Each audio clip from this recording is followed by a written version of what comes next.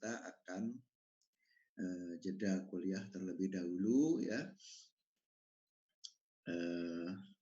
Hanya saja nanti akan ada tugas latihan ya untuk mengisi kekosongan waktu Anda nanti. Biasanya kalau habis, saya dengar katanya kalau habis merayakan hari raya, setelah muter-muter terus bingung mau ngapain. Nah, daripada bingung mau ngapain, saya kasih tugas saja gitu ya. Nah, supaya sekalian juga ada manfaatnya gitu ya, daripada cuma bengong-bengong, geletak-geletak, guling-guling begitu. Nah, kan ada yang dikerjakan dan sekaligus tambah pinter yang pertama, yang kedua dapat nilai yang bagus karena waktunya kan longgar. Nah, setelah itu tanggal 27 kita mulai lagi pertemuan sampai minggu depannya. Tanggal 3 Juni ya. Oke, baik. Ada sesuatu yang mau disampaikan oleh Mbak dan Mas kalian sebelum saya share layar?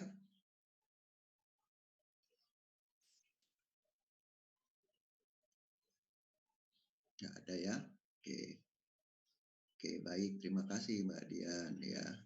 Oh iya, kalau nanti saya bicara, kalau tidak salah di Anda ada fungsi raise hand ya, angkat tangan ya. Entah di reaction, bukan reaction, di chat atau di partisipan ya. Oh, nggak ada ya di sini ya. Saya nggak tahu. Kalau di saya tuh kok nggak ada fungsi raise hand. Adanya cuma keplok-keplok sama jempol ya. Tapi kalau misalnya nanti ada yang mau nggak jelas, jadi saya bicara, terus Anda mulai kok nggak bisa ngikuti ya, silakan menyela nggak apa-apa.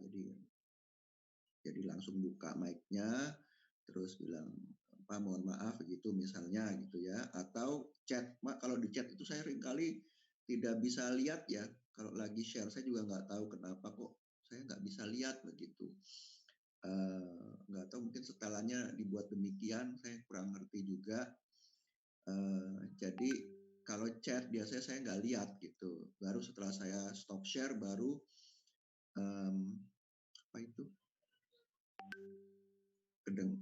baru tahu kalau ada yang komentar begitu. Jadi kalau bisa pakai suara saja. Oke, baik. Kita lanjut ya. Ini baru 74 ini pesertanya. Wah, pasti pada kebelandangan ini ya, habis subuh tidur lagi. Nah, baik. Mana ya? Ini. Oke. Saya matikan video dulu supaya tidak menyebabkan distraction. Nah, oke. Ya, jadi kita minggu lalu membicarakan ini terutama ya, perbedaan kesesatan tipe pertama dan kesesatan tipe kedua. Oke. Nah, dan di sini itu menunjukkan sebetulnya juga terkait dengan fungsi dari banyaknya ulangan ya. Semakin banyaknya ulangan, itu akan semakin tinggi power dari tes atau 1 minus beta di sini ya. Jadi suatu pemotongan ini akan semakin bagus apabila kurva ini semakin sempit. Nah, sehingga bagian dari kurva merah yang di bawahnya berwarna putih yang bukan diarsir, itulah yang akan menjadi bagian yang cukup besar. Nah, itu menunjukkan powernya makin besar. Nah, peluangnya makin tinggi. Jadi menolak sesuatu yang memang harusnya ditolak gitu. Oke, nah ini langkah-langkahnya pengujian hipotesis minggu lalu adalah pertama merumuskan H0 dan H alternatif ya. Dan H0 selalu mengandung pernyataan sama dengan. Yang kedua, menentukan nilai statistik ujinya ya. Jadi kita mencari nilai dari sumbu X yang tempat kita untuk menentukan apakah hipotesis itu nanti akan diterima atau hipotesis nolnya itu akan ditolak atau tidak. Nah, kemudian itu dihitung menggunakan rumus dasar seperti yang kita kenal di waktu bicara estimasi, yaitu estimate dikurangi dengan nilai harapannya, lalu hasil tadi dibagi dengan sesatan baku dari nilai dugaannya tadi ya, dugaannya. Dan itu berlaku untuk apapun ya. Nanti semua rumus yang akan kita bicarakan hari ini dan ke depan dan seterusnya itu semuanya mengikuti kaidah ini ya. Jadi oleh karena itu selalu memang dalam inferensi statistik mencari nilai harapan dan mencari sesatan baku dari dugaan itu adalah hal yang sangat krusial ya, karena kita ingin menghitung statistik ujinya. Nah, lalu kemudian kita menentukan batas-batas statistik ya, nilai kritis bagi atau pada alfa atau type 1 ini ya. Nah, kesalahan tipe 1 yang dibuat ya, ditentukan.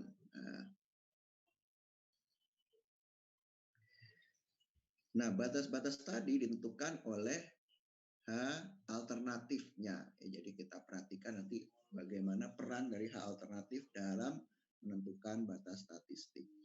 Nah, kita juga bisa menentukan batas statistik ini dengan menghitung probabilitas dari nilai ini. Syaratnya adalah kita sudah pasti dengan distribusi peluang yang digunakan. Ya, bisa uji distribusi Z, bisa distribusi T, dan seterusnya ya.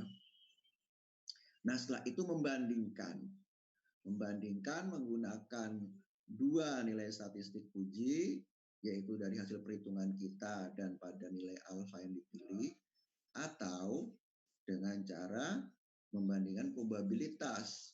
Probabilitas ini alfa ini adalah probabilitas dibandingkan dengan probabilitas dari posisi statistik ujinya. Nah,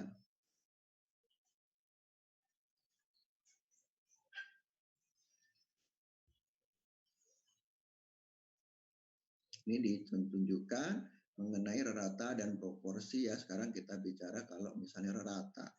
Rata itu mengenai H0 itu adalah mu sama dengan suatu nilai ya. Jadi mengenai rata. Nah, itu adalah menentukan H0-nya. Nah, alternatifnya apa? Alternatifnya bisa tidak sama, bisa lebih besar atau lebih kecil dari mu 0. Nanti kita lihat dengan contoh-contoh. Nah, karena kemudian kita mengambil cuplikan yang juga dihitung ratanya yaitu Y bar, maka juga kita akan menghitung statistik ujinya ya. Nah, yang dihitung dari cuplikan itu adalah Y bar, itu menjadi penduganya. Nilai harapan dari penduga Y bar itu apa? Adalah mu ya, mu 0, karena kita sekarang mengeset di H0 itu mu-nya sama dengan mu 0. Jadi kita ganti mu-nya dengan mu 0. Ini yang akan kita uji, ya. Dan kemudian kesehatan bakunya dari Y bar ini adalah sigma per akar N. Nah, kalau kita menggunakan ini, maka distribusinya adalah Z, normal baku. Tapi kalau sekarang kita mengganti simpangan baku populasi dengan simpangan baku cuplikan yang diperoleh dari cuplikan yang kita buat, maka kesehatan bakunya ini akan mengikuti distribusi T, ya, dengan suatu nilai derajat bebas, ya, dan bebasnya N-1. Nah, mari kita lihat bagaimana itu digunakan, ya. Nah, jadi sekarang kita melihat uji hipotesis mengenai rata dulu, ya. Nanti yang proporsi kita bicarakan kalau sempat hari ini, tapi kalau tidak ya minggu depan.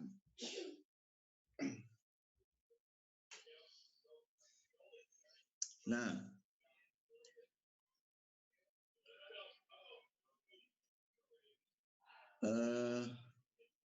ini ada contoh suatu soal. Untuk menguji apakah rata populasi mu sebesar 12,5, diambillah 6 cuplikan, ya. Artinya diambil cuplikan berukuran 6, maksudnya demikian. Yang setelah diukur masing-masing bernilai 18, 9, 16, 20, 15, dan 12. Diketahui varians dari populasi tersebut adalah 25. Dan untuk menguji ini kita menggunakan taraf nyata adalah 5% atau 0,05. Lakukanlah pengujian itu, ya. Nah, mari kita ikuti tahap-tahap pertama. Merumuskan H0 dan H1. Hipotesis 0 dan hipotesis 0 itu juga hipotesis uji, ya, hipotesis diuji. Dan hipotesisnya adalah alternatifnya atau H1 itu tidak sama dengan 12,5. Nanti saya ganti ini dengan tanda tidak sama dengan, ya, ini kemarin saya kesusu gitu, belum sempat ganti. Nah, sampai sini ada pertanyaan nggak? Ya, jadi H0, apakah rata populasi mu sebesar 12,5? Kita masukkan ke dalam H0. Ingat H0 itu memuat tanda sama dengan. Ya. Berarti alternatifnya lawan dari sama dengan, yaitu tidak sama dengan ini, ya. Ini. Lalu diambillah 6 cuplikan, N-nya sama dengan 6. Ya. Diketahui simpangan baku varians dari populasi itu 25, sehingga simpangan bakunya adalah akar dari 25 ini, yaitu 5. Kenapa tidak ada yang minus 5? Kan akar itu ada minus 5. Yang kita bicarakan ini adalah bilangan cacah sebetulnya, ya. Dalam statistik seringkali yang dibicarakan dari data itu adalah bilangan cacah, sehingga pengukuran jika tidak mungkin bernilai minus, maka dipilih hanya yang positif saja. Ya. Nah, dikasih data ini. Nah, kalau ini sudah kita miliki, kita bisa menghitung nilai apa? Rata, cuplikan, dan simpangan baku cuplikan. Ratanya dari 18, 9, 16, 20, 15, dan 12 ini adalah 15. Ya, ini udah langsung saya hitung, ya. Ini jangan tanya ini dari mana, Pak? Ya, dari ngitung rata ini, ya. Oke. Ya, cepat. Nah, alfa sudah kita tentukan sebesar 5%. Nah, karena ini adalah uji tidak sama dengan, maka kita menggunakan yang namanya uji hipotesis 2 sisi. Ya. Nah, sehingga alfa ini kita bagi 2 dulu untuk membantu kita nanti menentukan batas-batasnya. Ya. Jadi 5% dibagi 2 menjadi 2,5%. So di sini 0,025 ya. Oke. Nah, sekarang ini yang diketahuinya. Sekarang tadi apa tahap keduanya? Menentukan nilai statistik uji ya.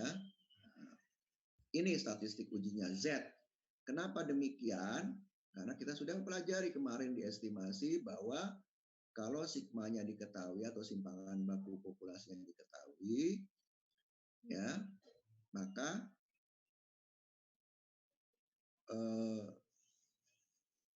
inferensi mengenai mu itu mengikuti distribusi normal baku setelah ditransformasi.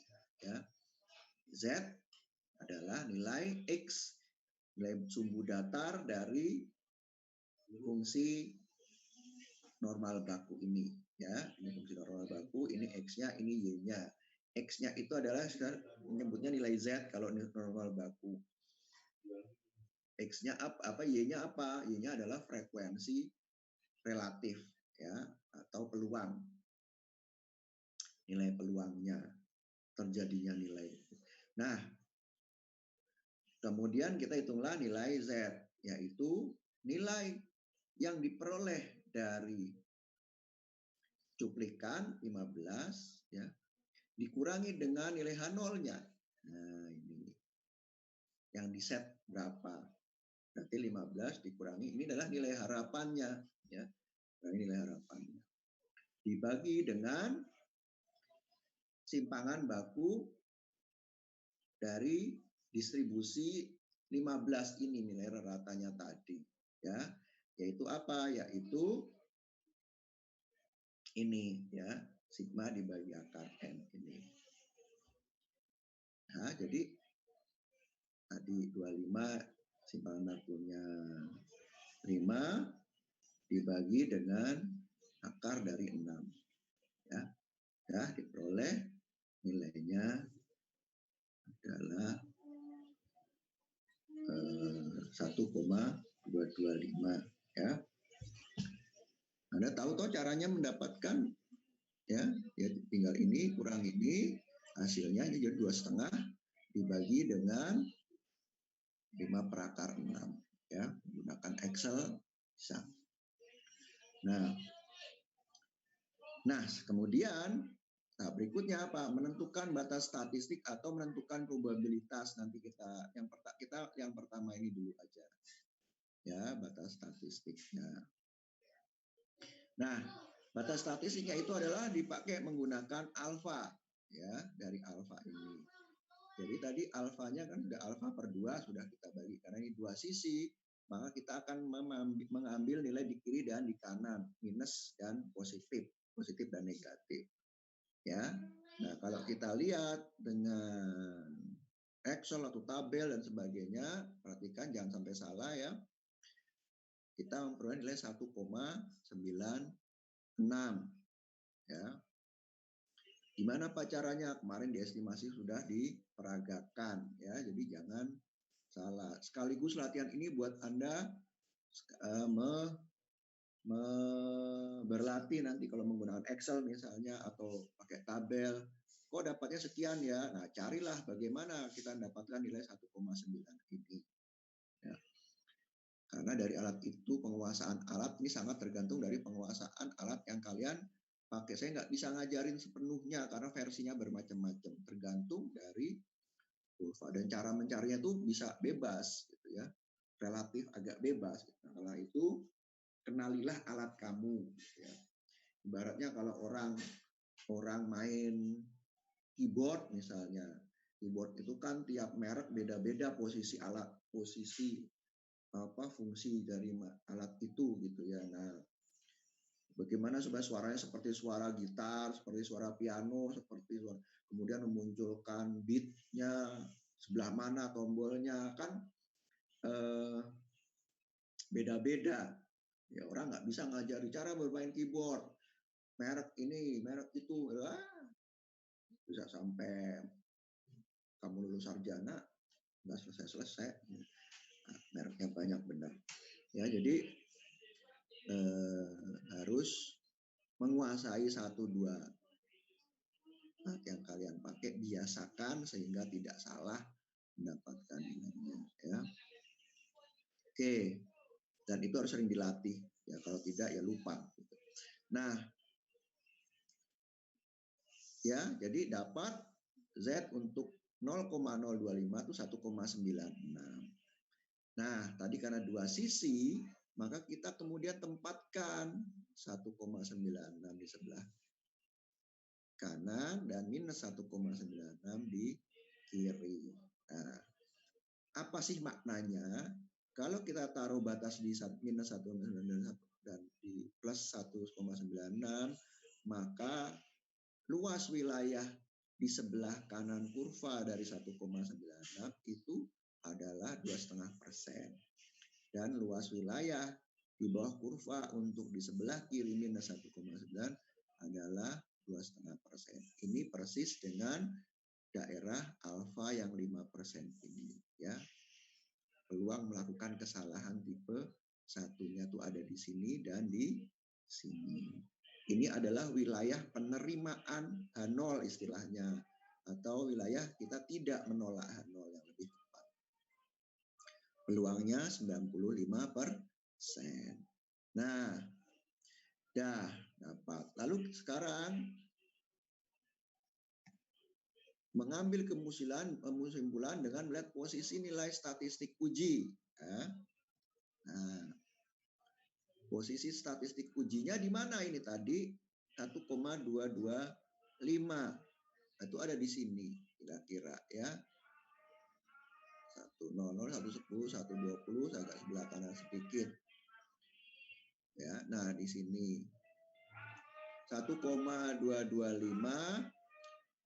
ada di sini, dan dia berada di mana sekarang? Oh, ternyata masih berada di daerah yang bukan untuk menolak H0 ya. Di sini daerah yang berwarna terang ini masih bagian daerah untuk kita tidak menolak H0. Sehingga simpulannya karena Z ini masih berada di antara minus 1,9 dan 1,96, kita bersimpulan tidak menolak H0. Berarti dari cuplikan yang kita ambil, kita menyatakan bahwa ya populasi new itu besarnya 12,5% didukung dengan data yang kita punya ya. Tuh. Jadi kita tidak punya, dengan cuplikan yang kita ambil, kita tidak punya alasan untuk menolak H0. Tidak ada alasan bagi kita untuk menyalahkan ini. Ya, kita tidak bisa mendapatkan kekuatan untuk menyalahkan ini. Ya, jadi dengan cuplikan yang kita peroleh. Jadi bisa kita memperoleh cuplikan yang nilainya jatuhnya di sini ya bisa saja. Cuma kita tadi sudah mengeset peluangnya adalah sekian. Oke. Ada pertanyaan sampai sini? Jam berapa? Silakan Mas, siapa ini? Yo. Jadi kalau saya nggak lihat yang ngomong siapa loh ini. Ini siapa ini? Rahmat. Ya. Oke, silakan Mas Rahmat. Jadi kalau di luar 0,96 itu berarti menolak H0 gitu, Pak? Betul, artinya kalau lebih dari 1,96, lebih dari batas-batas ini ya. Ini, dan kalau jatuhnya tadi nilai Z-nya ini di sini ya, di apa? Kurang dari 1,96 atau lebih dari, kurang dari minus 1,96 atau lebih dari 1,96, kita menolak H0 ya. Tapi data kita di sini ternyata jatuhnya di sini Mas. Ya, kita tidak punya alasan untuk menolak. Menolak masih wajar gitu, masih dia tidak menyimpang memang gitu ya, tidak menyimpang dari ketentuan ini. Peluangnya masih cukup besar untuk tidak menolak. Oke, gitu. Ya, jadi ini apa namanya? Cara ini menjadi sesuatu yang sangat umum digunakan nanti dalam penelitian-penelitian. Ya. Jadi karena Anda kita dianggap bekerja dengan cuplikan untuk sesuatu yang lebih banyak, lebih luas, yang hipotetikal, tidak terbatas. Banyak sekali. Ya, gitu. Oke. Nah, tadi ada cara kedua, ya. Ini, ya. Dapat menentukan probabilitas nilai statistik sesuai distribusi peluang. Nah, mari kita lihat cara keduanya itu bagaimana. Caranya adalah tadi kita sudah tahu bahwa alfa ini adalah 0,05. Berarti ini adalah suatu pernyataan peluang kan sebetulnya. Peluang melakukan kesalahan tipe 1 atau kesesatan tipe 1. Nah, sekarang kita sudah dapat nilai 1,225. Kalau 1,225 peluangnya berapa sebetulnya dia? Nah, peluang yang dihasilkan oleh angka ini itu dalam distribusi normal baku itu berapa sih? Nah, itu kan kita tahu sekarang posisinya dia di sini, ya. Nah, sekarang anggap saja dia menjadi batas 1,255 di sini, ya. Jadi sekarang kita bikin garis tegak lurus di sini. Dan minus 1,225 di sini ada 1,20 minusnya 1,225 itu sekitar ada di sini. Jadi ada dua tempat di sini dan di sini. Nah, berapa peluangnya kalau berapa peluang probabilitas bahwa kalau Z-nya lebih dari 1,225 dan kurang dari minus 1,225. Jadi probabilitas nilai Z melebihi 1,225 dan Z kurang dari minus 1,225. Itu kita mendapatkan nilainya 0,22. Ini dengan Excel kita bisa dengan mudah ya memperoleh ya menggunakan fungsi distribusi standar normal ya norm S probe. Jadi kita masukkan nilai X-nya, nanti dia akan otomatis keluar apa probabilitasnya. Dua sisi atau satu sisi itu bahkan ada sekarang ya. Jadi itu kalau saya peragakan sebentar. Misalnya di mana?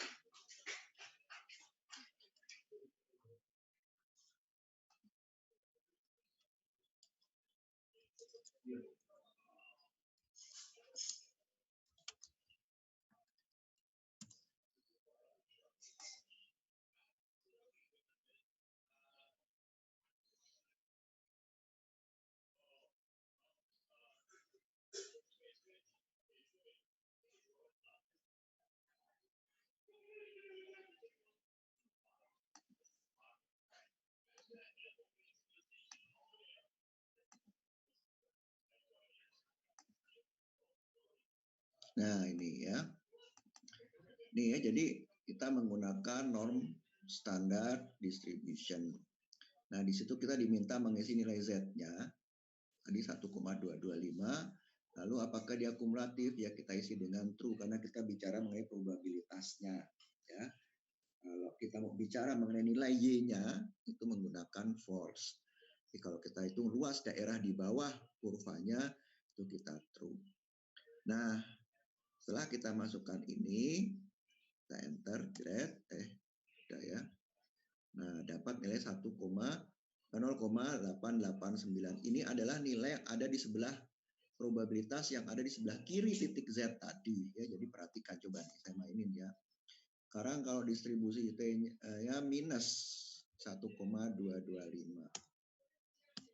Nah, kita dapat 0,12. Jadi ini luas wilayah yang ada di sebelah kanan sebelah kirinya ya. Kalau misalnya ini kurva, lalu ini adalah nilai tadi Z yang kita masukkan, maka tuh nilai luas yang ada sebelah kirinya ini ya. Bukan ini ya, ini enggak. Jadi ini semua daerah ini sebelah kiri dari garis ini. Nah, seperti saya ada sebelah kanannya. Jadi kalau tadi saya masukkan 1,225 di sebelah sini, berarti 0,88 itu ada di sebelah sini. Dan kalau saya masukkan minus 1,225 di sini, maka itu luas yang probabilitas dari luas kurva yang ada sebelah kiri. Nah, dari situ kita bisa lihat ya, mana tadi? Ini bahwa di sebelah kiri 0,225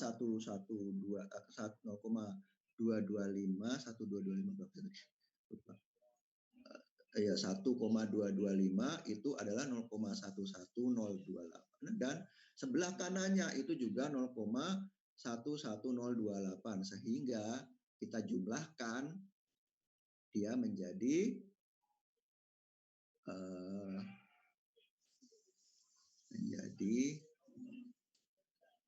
0,22 ya. Jadi dari 0,11 tadi ya sebelah kiri dan 0,11 sebelah kanannya dapat 0,22. Nah, nilai ini ternyata masih lebih besar daripada alfa ya 0,05. Sehingga kita menyatakan bahwa peluang untuk tidak menolak H0 itu masih lebih besar daripada 0,05 sehingga kita tidak menolak H0. Batasnya belum terlampaui. Jadi kita perhatikan kalau kita menggunakan Z maka statistik ujinya itu lebih kecil untuk tidak menolak H0. Kita baru menolak H0 kalau Z hitungnya lebih tinggi daripada Z alfanya, Z batasnya. Tapi kalau menggunakan probabilitas, kita akan menolak H0 jika probabilitasnya itu lebih daripada, probabilitasnya kurang dari 0,05 dari alfanya. Ya, dibalikannya. Jadi kalau Z kita bilang mengenai posisi Z ada di antara dua batas, sementara kalau menggunakan probabilitas kita bicara mengenai luas wilayah sebelah kiri dan kanan kalau uji dua sisi. Oke, gitu. Oke. Ada yang mau mempertegas? Bingung? Kalau nggak ada, saya lanjut. Nah, sekarang kita masih bicara dua sisi, tapi mengganti rata populasi, simpangan baku populasi dengan simpangan baku cuplikannya. Dan N-nya kecil, ukuran cuplikannya kecil. Kecil ini kira-kira di bawah 30 ya, seperti yang kita bicarakan. Nah, akibatnya akan berdistribusi si rata cuplikan tadi akan berdistribusi T student ya, tidak lagi berdistribusi Z. Artinya kalau misalnya diganti S tapi N-nya besar, Anda tetap masih bisa menggunakan Z ya. Aproksimasi tetap harusnya pakai uji T, tapi kalau misalnya merasa lebih nyaman pakai distribusi Z, pakai Z juga nggak apa-apa gitu ya. Tapi kalau N-nya kecil itu wajib penggantian sigma ini wajib menggunakan S. Karena apa? Karena akan berbeda batasnya, jelas berbeda. Ini akan kelihatan nanti di sini ya. Ini soalnya sama ya. Sekarang hanya kita mengganti sigma kuadrat dengan S kuadrat. Apa akibatnya? Semuanya sama ini, perhatikan ya. Hanya saja kita menghitung simpangan baku dari data ini ya. Jadi setelah dihitung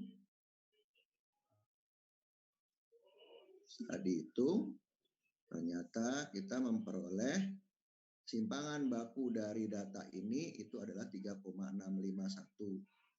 Perhatikan ya, kita menggunakan simpangan baku cuplikan yang S, jangan yang P. Ya, beda. Kalau S itu pembaginya N-1, pembaginya derajat bebasnya. Sementara kalau populasi pembaginya adalah banyaknya datanya. Ya, jadi jangan salah memakai rumus. Kalau cuplikan kita menggunakan pembaginya yang N-1 yang S di sini fungsinya.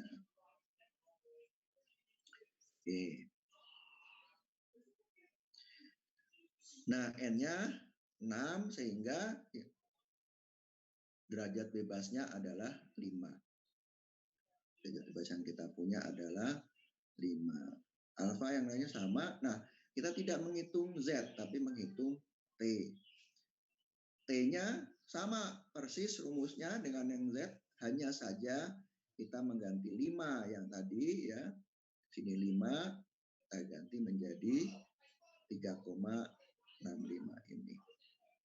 Dapat nilai 1,678. Perhatikan sudah berbeda ya. Kita punya nilai yang lebih jauh ya, lebih besar. Kemudian nilai T-nya kita peroleh dengan alfa per 2 0,025 ya, dan derajat bebas 5 dapatnya sekian. Ini diperoleh dengan menggunakan Excel. Saya menggunakan Excel.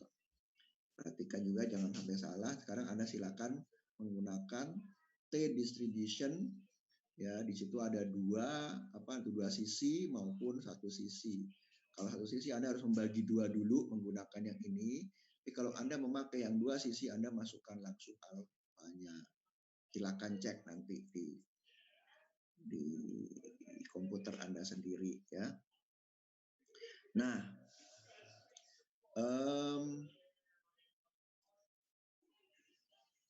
jadi kita punya batas yang beda ya. Di sini T-nya 1,678, lalu T alfanya itu minus dan plus 2,015. Nah, di sini. Perhatikan kalau Anda lihat ini distribusi T ya. Pinggirnya ini sampai batas di sini ini masih ada tinggi kepotong. Sementara kalau di sini sudah jauh lebih rendah ya. Kalau di sini masih cukup tinggi ya. Jadi luas kurvanya itu memang lebih melebar ya untuk N yang kecil. Ya. Nanti akan makin lama makin turun di sini ya. Akan makin turun dan ini akan semakin meruncing ini jadi akan semakin mendekati distribusi Z. Nah, setelah kita punya nilai T dan T hitung dan T alfa, kita bandingkan tempatnya di sini dan di sini, dan T alfa itu T hitung ada di sini. Oh, masih ada di dalam wilayah untuk tidak menolak H0. Sehingga kesimpulan yang kita lihat di sini T lebih kecil dari T alfa, berarti kita tidak menolak H0. Sehingga cuplikan diambil mendukung H0 ya, bahwa mu sama dengan 12,5. Ya, jadi perbedaannya terletak pada batas pengujiannya ya. Jadi perhatikan kalau nilai cuplikan itu semakin kecil semakin tinggi ini ya 3,5 ini jadi naik misalnya, maka nilai ini juga akan semakin besar. Yang semakin besar sehingga dia akan semakin dekat dengan peluang untuk menolak H0. Okay. Ya. Oke. Ya, itu perbedaannya. Ya, jadi untuk kasus penggantian penggantian S dan N kecil, kita harus berhati-hati dengan batas uji ya, karena dia akan bergeser lebih jauh ya, daripada kalau kita menggunakan ini. Oke. Nah, sekarang bagaimana pengujian satu sisi?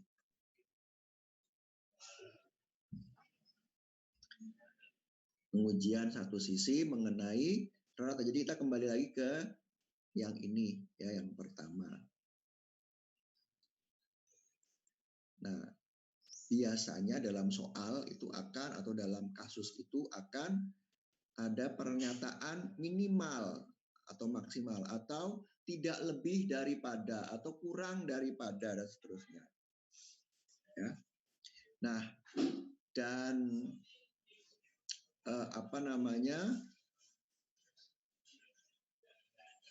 itu akan berimplikasi pada bagaimana kita meletakkan batas ujinya.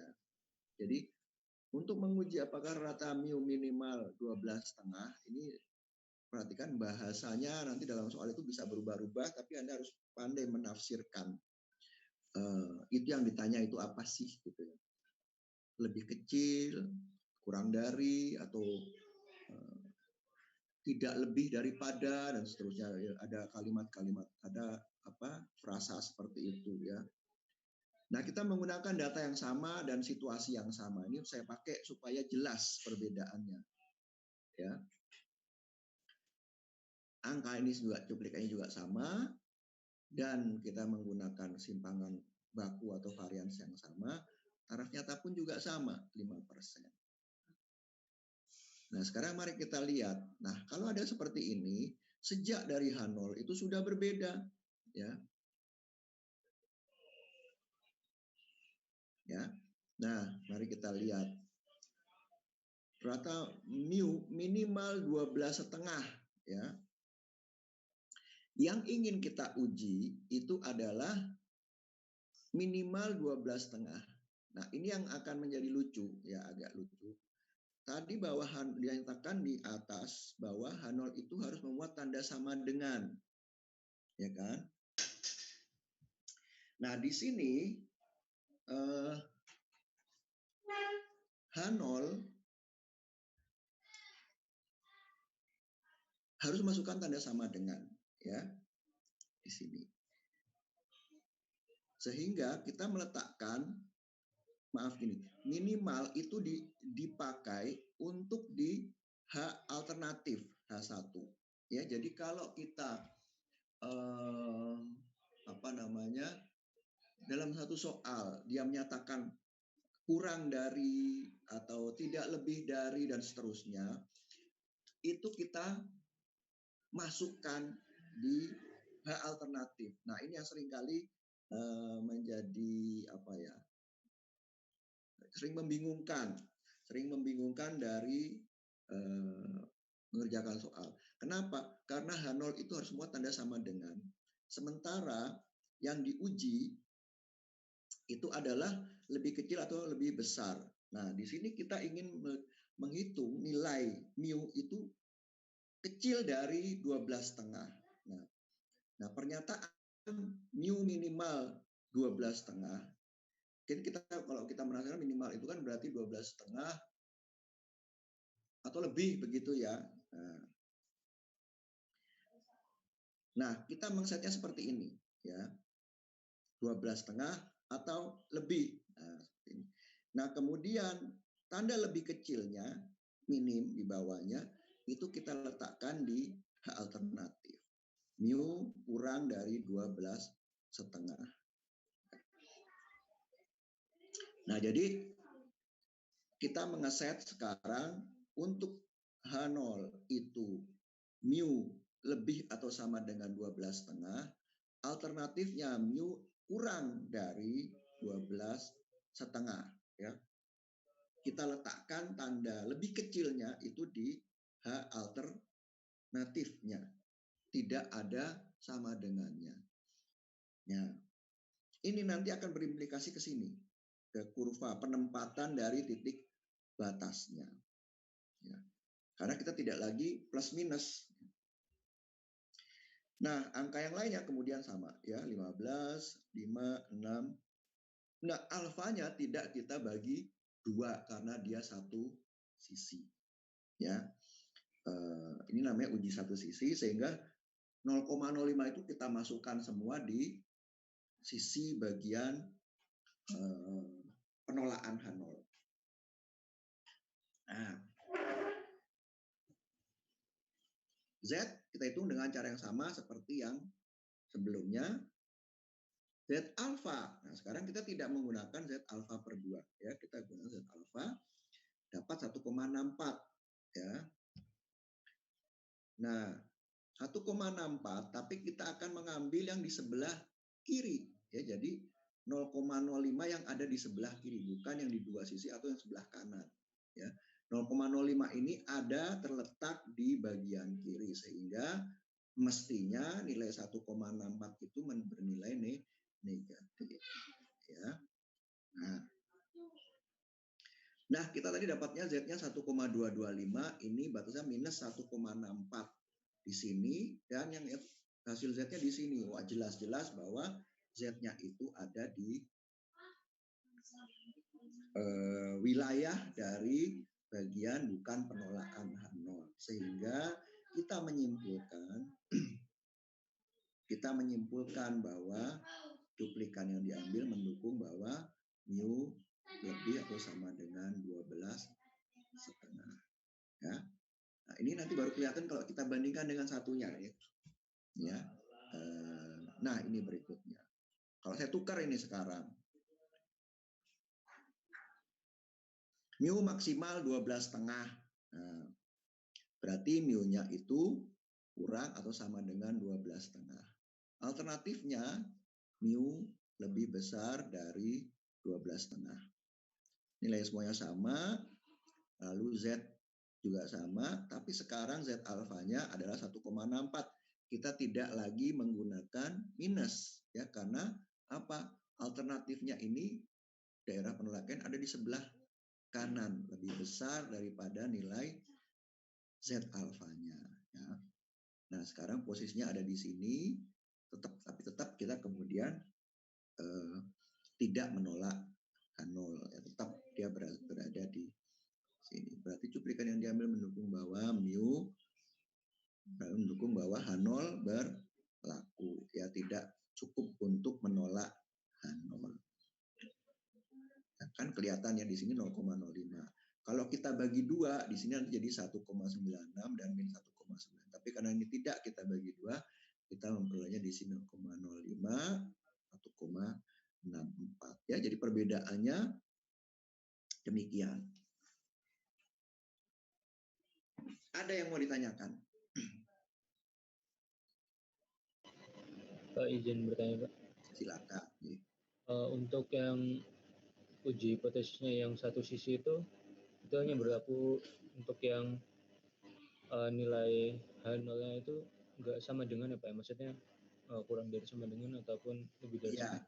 Jadi ada pustaka yang merumuskannya dia tidak demikian tapi langsung mu sama dengan juga ada, Mas. Jadi tapi kalau kita kemudian melihat dari konteks soal bahwa dia menguji apakah gitu ya, bagaimana sih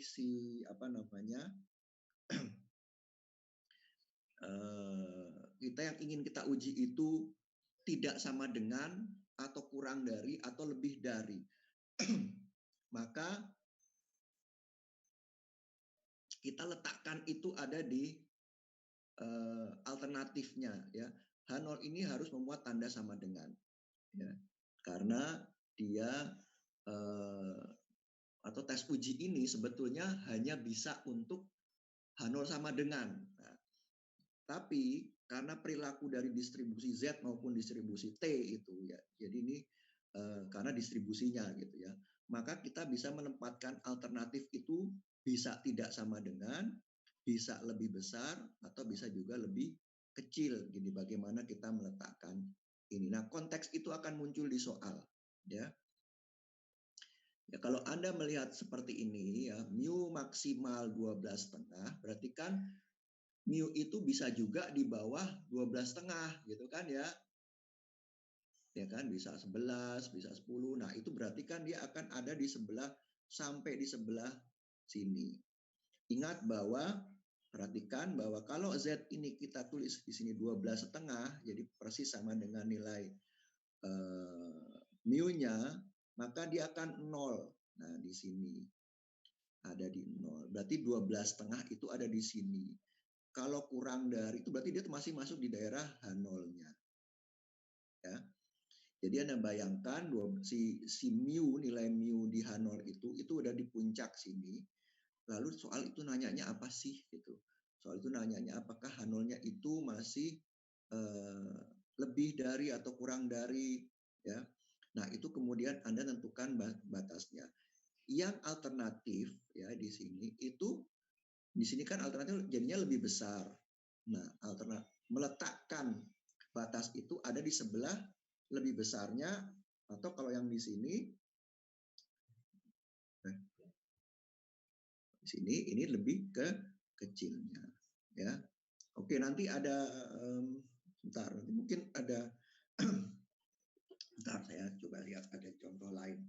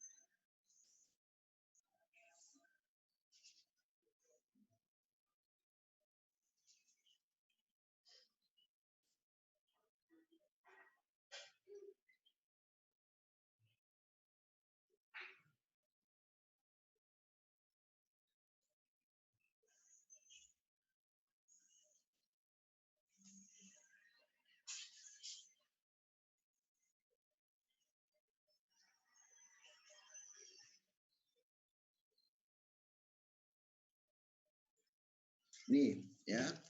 Ini saya akan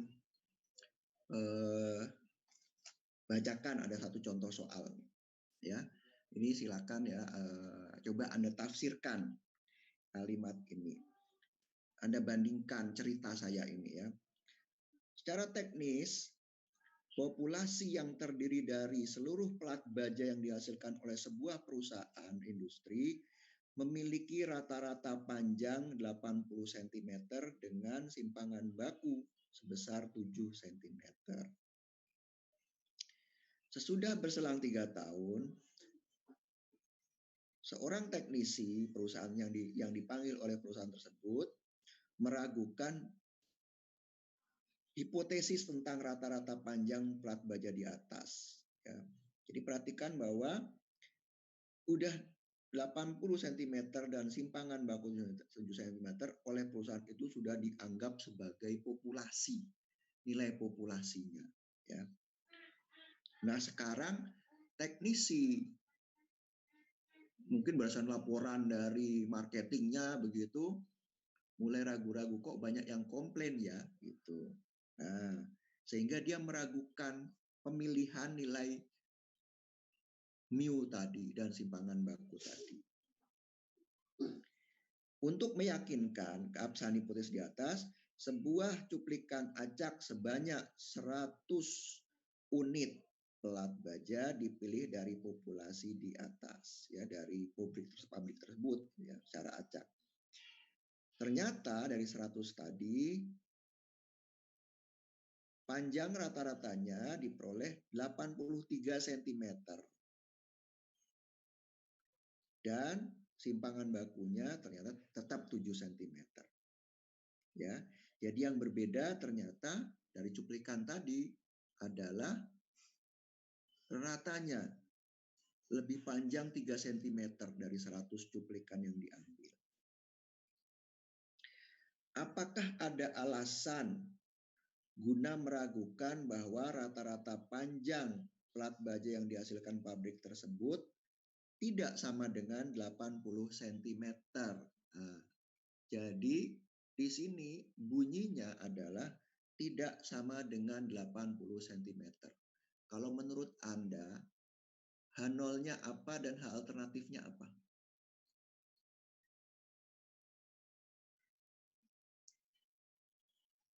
Silakan, coba. Hipotesis si teknis itu apa kalau Anda rumuskan secara formal?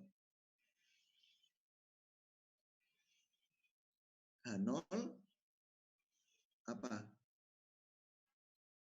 Halo, saya terdengarkan? Ya. H0 yang udah direvisi atau yang sebelumnya, Pak? Loh, ntar kamu harus perhatikan. Ah, Sekarang kamu punya nilai berapa aja di sini? 80, ya, 7 sama 83 dan 100, ya kan? Yang 3 tahun nggak penting, itu cuma cerita aja, ya. Ya kan? Ya nggak, Mas? iya, Pak.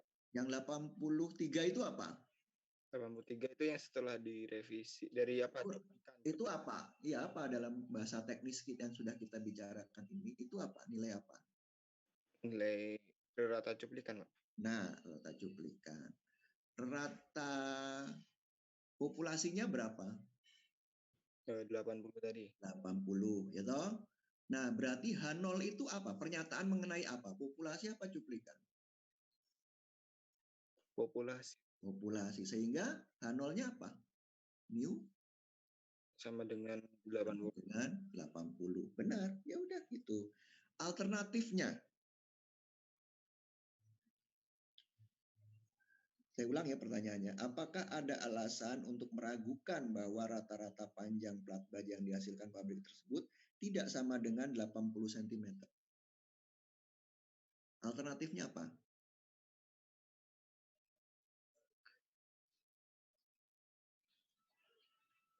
Ini.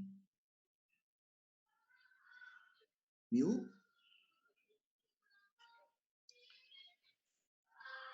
kok susah? Gampang aja. Berapa? Loh, alternatif dari sama dengan 80 apa? Tidak sama dengan 80, Tidak Pak. sama dengan 80 ya. Ya, contoh dibilang di situ mengatakan bahwa rata-rata panjang berat baja yang dihasilkan pabrik tersebut tidak sama dengan 80 cm. Gimana Mas Fajar? Kok bingung kenapa? Halo? Mas Fajarnya hilang ya? Lost ini. Halo?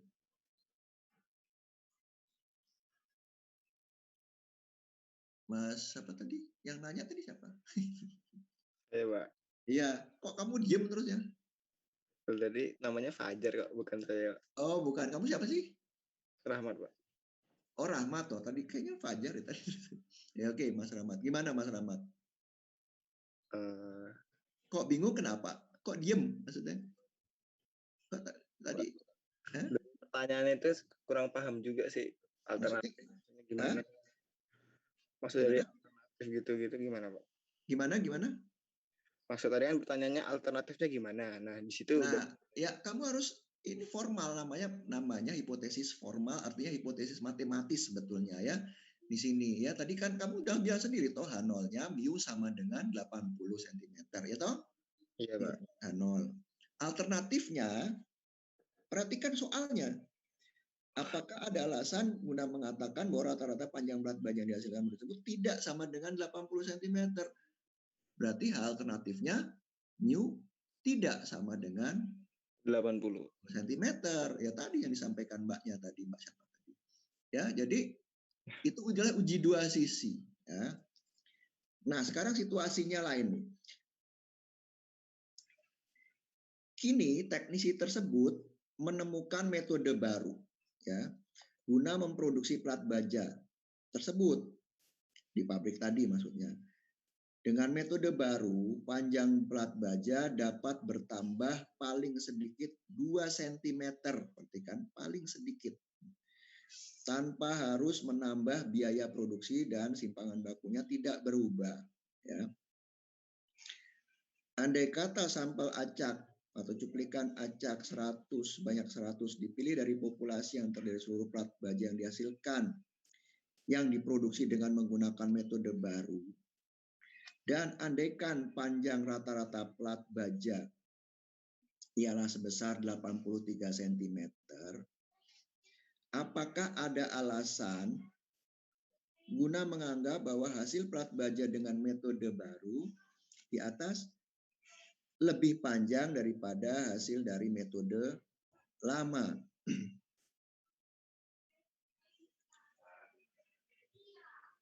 Ya, ya, jadi sekarang teknisi ini berpendapat bahwa dia bilang bahwa dengan metode barunya panjang plat baja dapat bertambah paling sedikit 2 cm tanpa harus menambah biaya produksi. Jadi maksudnya dengan metode baru dia bisa bikin plat baja yang ukurannya tambah 2 cm atau lebih gitu ya. Bisa 82, 83, 84, 85 dan seterusnya. Nah, dari sampel random N tadi dengan metode baru diperoleh rata-rata plat baja sebesar 83 cm ya. Ya, apakah ada alasan guna menganggap bahwa hasil plat baja dengan metode baru di atas memang lebih panjang daripada metode lama? Metode lama loh ya. Nah, jadi kira-kira gimana? H0-nya mu Lebih besar. Apa? Lebih besar sama dengan 2. Bukan. Pertanyaannya begini. Bahwa hasil plat baja dengan metode baru di atas memang lebih panjang daripada hasil metode lama. Ya. Perhatikan metode lama itu menghasilkan berapa tadi? 80. 80 cm. Nah, ya, 80 cm metode lamanya. Berarti kemudian sekarang dia ingin membuktikan itu bahwa dia udah bisa menghasilkan lebih panjang. Nah, dari sampel 100 dia memperoleh rata 83 cm tadi. Simpangan bakunya nggak disebutkan di soal. Sampelnya maksudnya. Tapi dia mengatakan bahwa dengan metode baru ini simpangan bakunya tidak berubah. Berarti simpangan baku populasinya tetap 7 cm. Nah, sekarang saya tanya H0-nya dulu. Mu lebih besar dari 80. Nah, berarti H alternatifnya itu adalah mu lebih besar daripada 80. Ya, karena dia ingin menguji itu. Apakah memang sekarang saya bisa menghasilkan lebih panjang? Nah, sehingga disetel alternatifnya itu mu lebih dari 80. Sedangkan H0-nya itu mu sama dengan 80.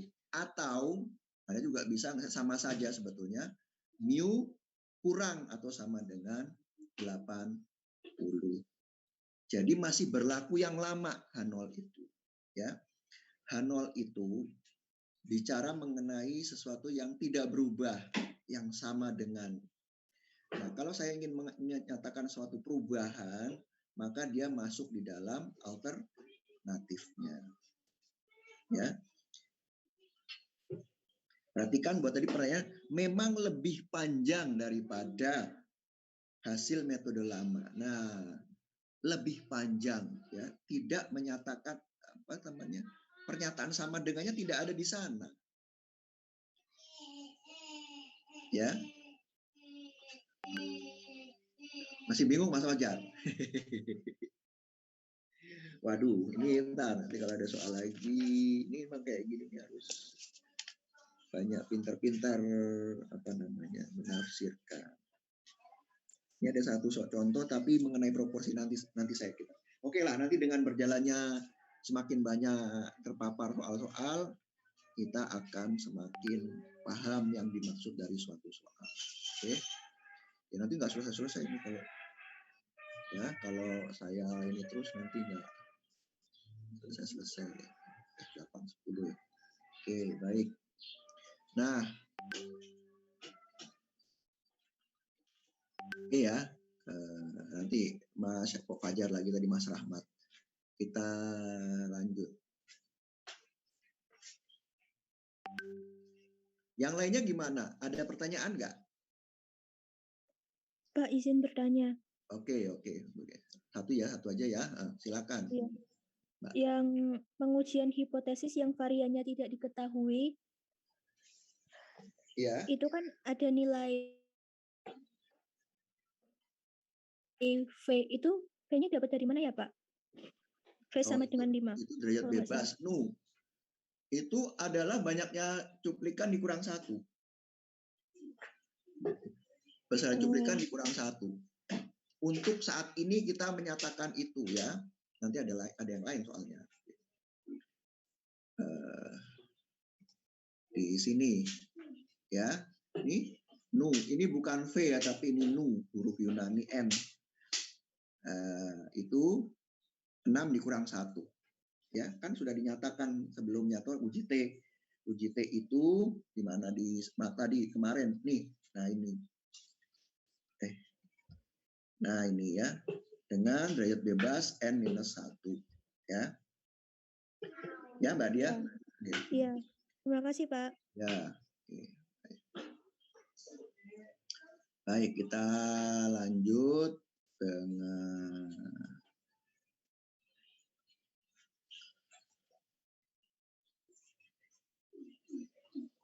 Nah, sekarang coba Anda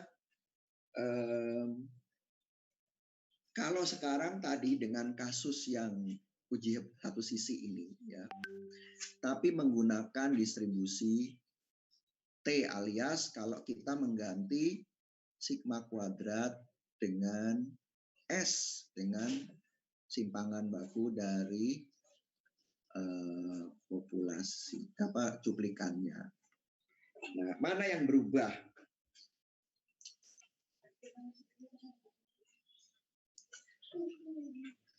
Hanolnya berubah enggak?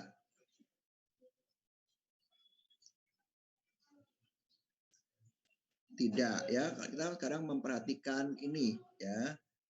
Apa yang terjadi kalau tadi di sini kita yang simpangan baku populasinya diketahui lalu diganti dengan S dan N kecil ya. Nah, sekarang untuk kasus-kasus yang satu sisi Hanolnya berubah enggak? Tidak ya, tidak terjadi perubahan pada Hanol dan alternatif. Di sini pun juga tidak ada yang berubah kecuali bahwa sigma tidak diketahui. Nah, sekarang di sini apa yang terjadi dengan statistik ujinya? Yang kita hitung Z kah? Coba silakan. Kita menghitung Z? Menghitung T bukan, Pak? Menghitung T, ya. Kita menghitung T. Nah, hanya saja T itu menggunakan tidak sigma, tapi menggunakan S simpangan baku dari cuplikannya. Lalu alfanya dibagi 2 atau tidak? Kita menggunakan di satu sisi menggunakan T. Alfanya dibagi 2 enggak? Mungkin enggak, Pak. Tidak, karena dia konsekuensi dari awal. Iya, rumusan hipotesisnya. Bukan terkait dengan penggantiannya. Ya, jadi hanya terkait dengan hipotesis. Alfa itu terkait dengan atau sebagai konsekuensi dari hipotesisnya. Ya. Jadi ya tidak dibagi dua. Yang ini diganti dengan T. Nah, penggantian dengan T punya konsekuensi berarti kita hanya mencari sisi kiri atau sisi kanan, sama seperti Z. Ya, perilaku T itu mirip dengan dengan distribusi normal baku. Ya. Kalau di kiri jadi minus, di kiri 0 jadi minus, di sebelah kanan jadi plus. Ya. Nah, penghitungan probabilitasnya pun juga nanti akan berbeda. Kalau 2 tadi ya itu sebagai konsekuensi dari alfa yang dibagi 2 atau tidak dibagi 2. Ya, jadi kalau menggunakan atau penggantian sigma dengan S dan UN-nya kecil, maka yang harus diperhatikan itu adalah alfanya pertama. Kemudian statistik ujinya, lalu penentuan batas ujinya maupun probabilitasnya kalau Anda menggunakan yang probabilitas. Ya, angkanya akan berubah. Jadi perhatikan begitu Anda mengganti sigma dengan S, apalagi kalau N-nya kecil, maka yang harus dilihat adalah bahwa atau kalau ujinya satu sisi, maka dia sama untuk uji satu sisi, lalu konsekuensi dari alfanya adalah mengikuti hipotesis alternatifnya, lalu statistik ujinya berubah. Ya, jadi itu yang harus Anda perhatikan kalau Anda mengganti sigma dengan S. Nah, ini nanti soal-soal kita akan bicara mengenai itu ya, latihan Anda nanti akan bicara mengenai itu. Baik, ya. Nah, perhatikan di sini bicara membuat H0 dan alternatifnya. Baik,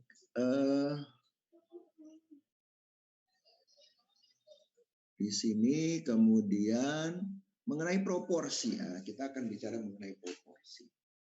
Nah, kalau kita bicara proporsi, kita tidak akan, ini harus Anda perhatikan, kita tidak akan bicara mengenai distribusi T, ya. Dia proporsi itu adalah distribusi binom. Anda harus ingat bahwa kalau kita punya proporsi yang terdiri dari dua alternatif dan dengan pengembalian, maka kita akan bicara mengenai distribusi binom. Nah, tapi kalau ukuran cuplikannya besar, ya, dengan pengembalian atau tanpa pengembalian, itu menjadi sesuatu yang tidak banyak berbeda sebetulnya. Apalagi kalau populasinya besar sekali, ya. Kalau ada populasi yang besar sekali, kemudian cuplikannya ukurannya cukup besar dan tidak berpengaruh terhadap perbandingan dengan populasinya, maka kita bisa menggunakan pendekatan normal untuk yang binom, ya, sehingga di sini yang akan kita bicarakan. Ya.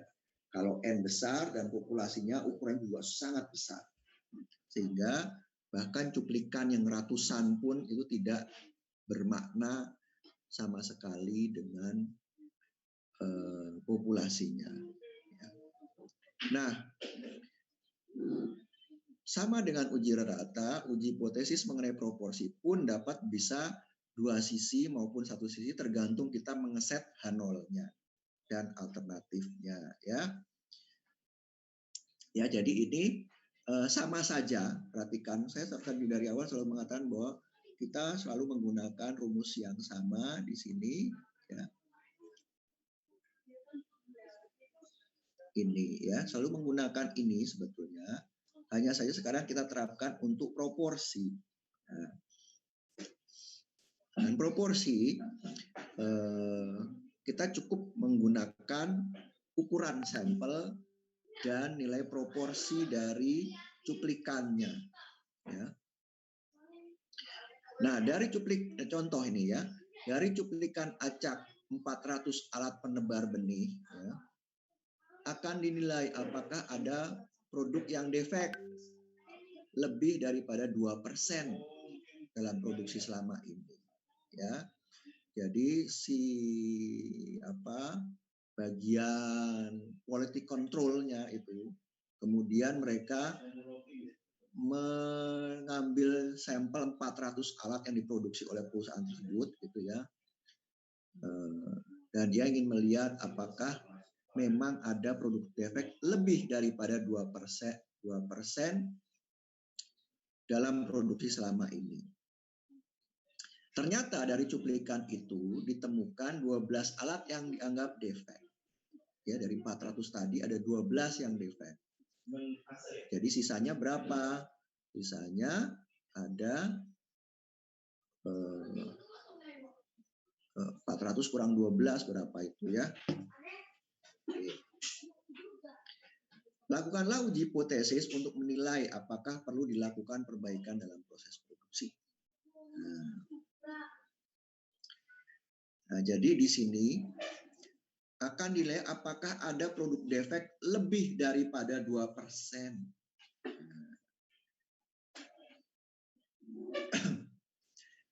Tidak ada pernyataan sama dengan di sana. Ya, apakah ada produk defect lebih daripada 2%. Sehingga tidak ada di situ, tidak ada pernyataan sama dengan, karena lebih dari. Dan itu masuk ke hipotesis alternatif. Ya, proporsi lebih dari 2%. H0-nya kurang atau sama dengan 2%. Masuk di H0. Nah, karena pernyataannya demikian di sini, bentuk formalnya itu seperti ini. Ya. Ada yang keberatan di sini. Silakan. Masih bingung.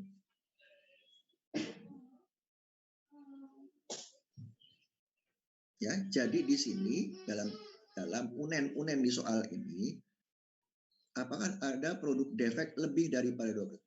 Kalau misalnya saya di soal itu dituliskan, apakah produk defect tidak 2% misalnya. Jadi bisa 1%, bisa 2%. Jadi misalnya si perusahaan itu ingin memastikan bahwa dia harus sekian gitu. Nah, itu akan unen-unennya apakah produk defect hanya 2%, gitu ya. Bisa seperti itu. Nah, mau pakai?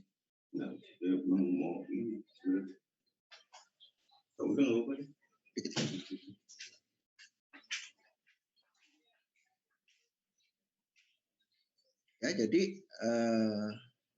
H0-nya demikian ya. Nah, kalau di sini apakah produk defect kurang dari 2%, itu nanti di sini masuk di alternatifnya P kurang dari 0,02, alternatifnya lebih atau sama dengan 2%. Nah, N-nya 400. Nah, tadi dari 400 tadi ada 12, sehingga proporsi yang defect itu 3%. Ya, 12/400. 3/100. 3/100 kalau orang Malaysia bilangnya. Alfanya 5%. Ya. Oh, ini nggak disebut di soal, nanti saya tambahin. Ya. Tapi biasanya kalau nggak disebut itu, kita menggunakan alfa 5%. Sehingga proporsi kita menggunakan pendekatan normal, dan rumusnya adalah proporsi dari cuplikan dikurangi proporsi pada hipotesis dibagi dengan akar dari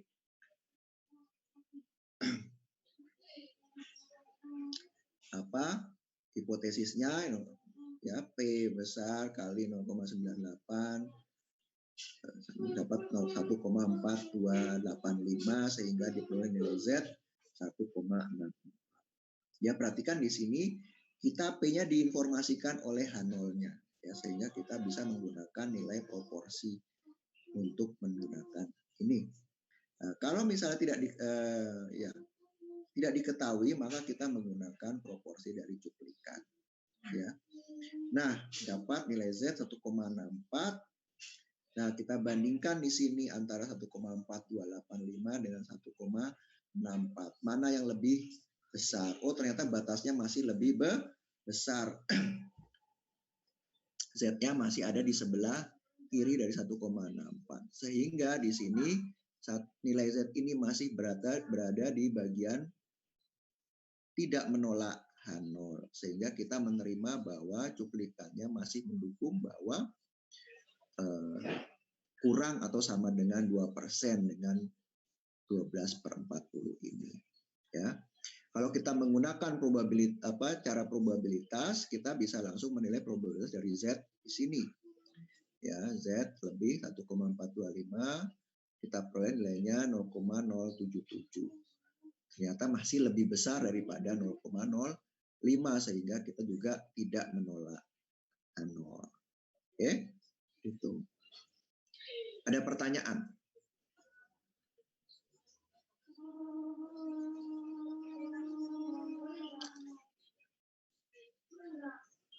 Jika tidak, kita akan akhiri ya pertemuan kita.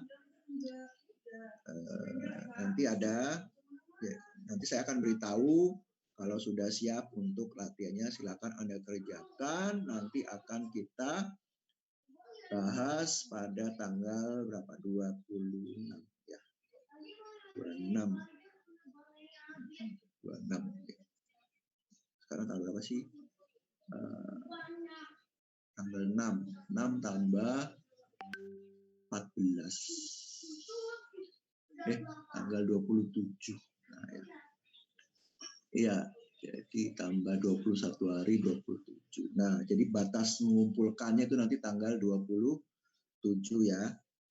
Tapi Anda boleh kerjakan sebelumnya. Oke, baik. Terima kasih atas perhatiannya. Oh ya, nanti juga saya akan posting jawaban dari kemarin, dari latihan yang kemarin. Oke. Baik, terima kasih atas perhatiannya. Assalamualaikum warahmatullahi wabarakatuh. Selamat beraktivitas selanjutnya.